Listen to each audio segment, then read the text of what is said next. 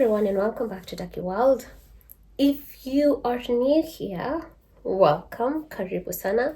If you are back for another video, it's good to have you back, and let's get started on today's video.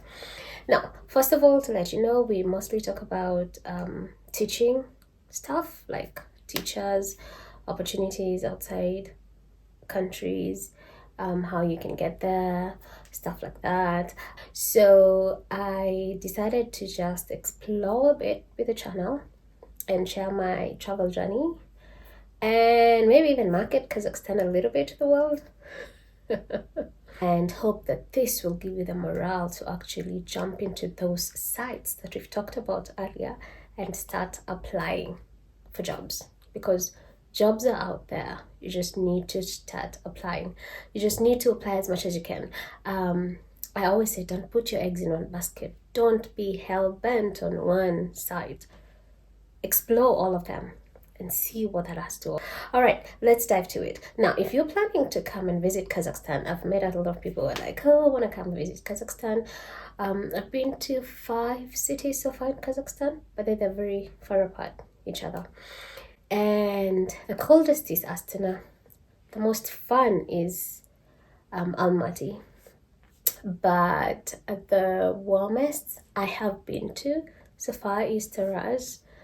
The most beautiful I have been to is Turkistan. I think they have a city called that.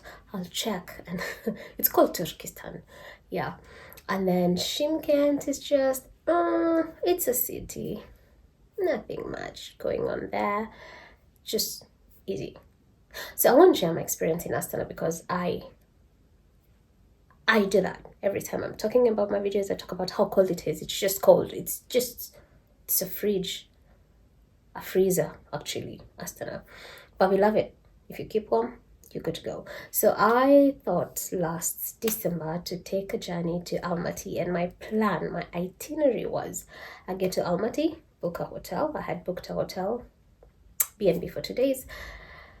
And in these 2 days, mostly I wanted just to sleep. I'm on holiday. So I book my plane, get there, and I have a friend, I won't mention names, but I have a friend who nudges me a lot. And he was like, chick, you're not just going to travel to a different city and sit in the house. Google places to visit, Google stuff to do, and explore the city. Go see around the city. See what the city has to offer. And that's exactly what I did. So when I got there, another story for another day about accommodation, confusing. Like, let me not mix it up. Let me just not talk about accommodation today. So when I got there, got a room, went online, Googled where can I visit in Almaty. And I'm here to tell you things you can do in Almaty, especially if you're by yourself. You don't know anyone.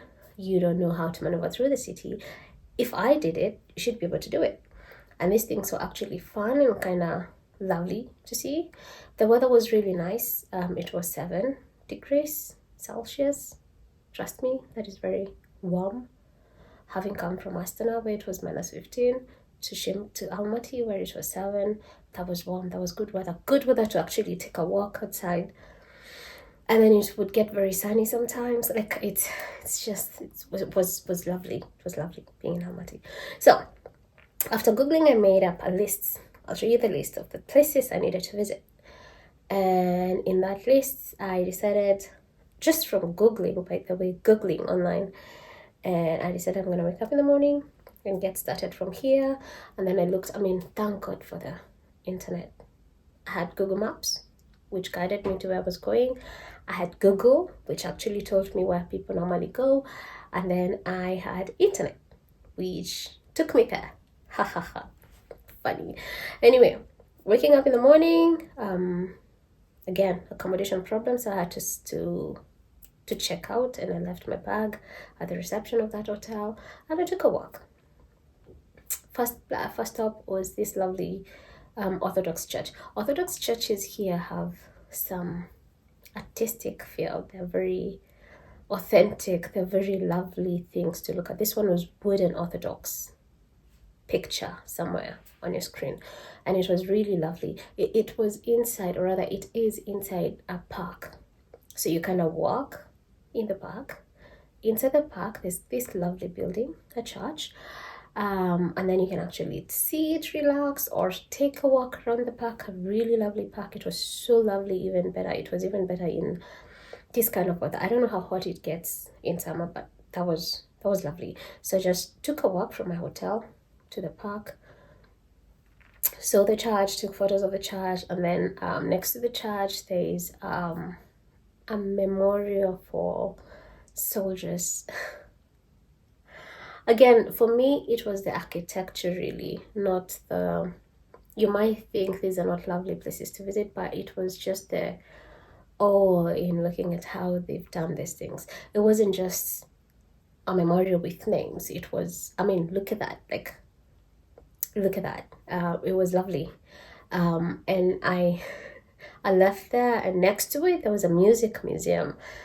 Could this even get any better? I mean, and so far I'm only walking, so all I needed to do is get to the park, and then there's all these things inside the music park. Again, there's a traditional instrument here, musical instrument here, called a dombra. I think I say that right. Dombra is like a wandindi if you come from Kenya. It's a string instrument which you play by stringing. It has really nice melody. And the museum of musical instrument mostly it had other instruments, of course, but mostly showcased the dombra and different people who made them, different musicians in the past who played them. So if you're into music, if you want to learn a thing or two about the music in Kazakhstan, that's the place to go, because it has all these lovely musical instruments from early 80s. Actually, they're not reason they didn't make them. They've preserved them over the years. And then I loved the musical instrument, took a lot of photos. It was really lovely. Made a few phone calls outside because it was sunny. Well, you don't get to feel hot. I was still wearing my jacket and stuff, but it's just being out in the sun after a long time. It felt good. Felt so good. So that was day one, and then I went for lunch. Yeah. Oh no. After lunch, I went to this. I took a taxi now. This is the first time I took a taxi, and I went to the mountains. Oh my goodness, I forgot to mention this at the beginning. Almaty has lovely mountains, especially now in the winter. They're all snow-capped, so it's like a wall over the city of mountains. No. I didn't have a good camera to actually capture this, but it was lovely.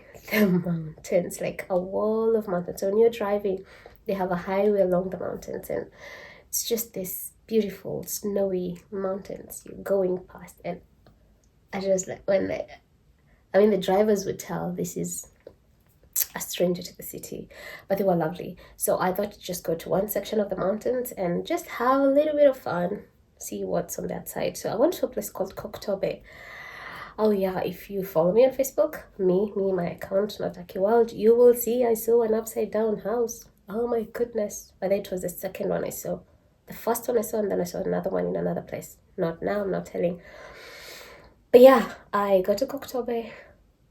Unfortunately, my taxi guy just left me somewhere at the bottom of the mountain, and I have to walk up the hill by myself in the name of, taxis are not going past here. But taxis do go, actually, because there's a restaurant at the Koktobe where cars were parked, so clearly people were going all the way up. Anyway, it was a nice opportunity to just take a walk and view the city from an aerial view. Lovely, once again. So I walked. It was like 20-30 minutes walk up the hill, and with a jacket, with hat, with all the warm clothes, because 7 degrees is pretty much cold too. By the time I got to the top, I was sweating, but when I got to the top, it was worth it. It was worth it.